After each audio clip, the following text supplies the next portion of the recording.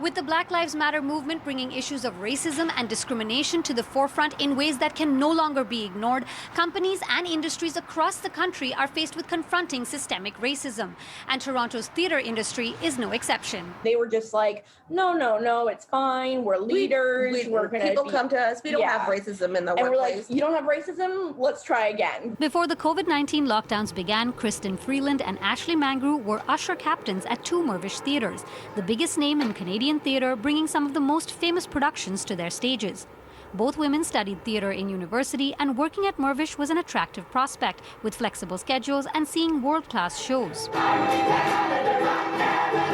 But they were left very disillusioned, saying they endured racist comments and behavior from their co-workers and patrons. I hate Indian food. It smells bad, and if you eat it, you smell bad too.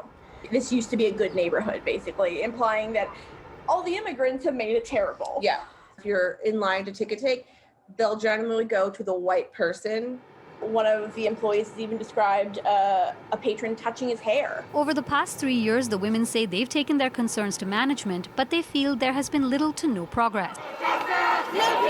Then, as the Black Lives Matter movement experienced a surge of support around the world, they felt their workplace wasn't doing enough to pledge support for the cause. Shortly after the death of George Floyd, the ushers from the Edinburgh Theatre collectively wrote a letter to head office saying that basically we've seen your response to what's been going on, but there needs to be more. We felt very brushed aside by everything that they were saying back to us, just basically saying, well, we'll give a statement when we're ready. And, it takes time. It seems like you're afraid to say something because you're afraid of losing your white subscriber base. In June, the company published several social media posts saying in part that they, along with millions of others around the world, have been examining our own racism and discrimination.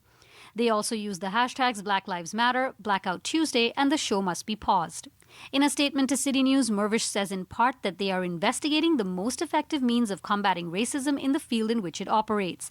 The organization has spent the last 2 months actively listening, reading, and informing itself about equity, diversity, and inclusion.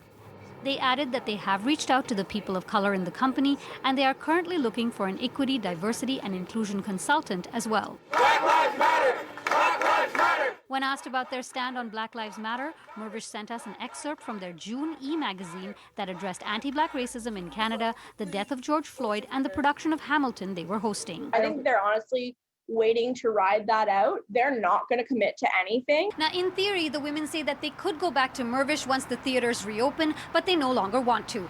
They say they're continuing to engage in dialogue so that those who do go back and future employees don't have to go through what they did. For more on this story, you can go to our website, citynews.ca. For City News, I'm Dilshad Burman.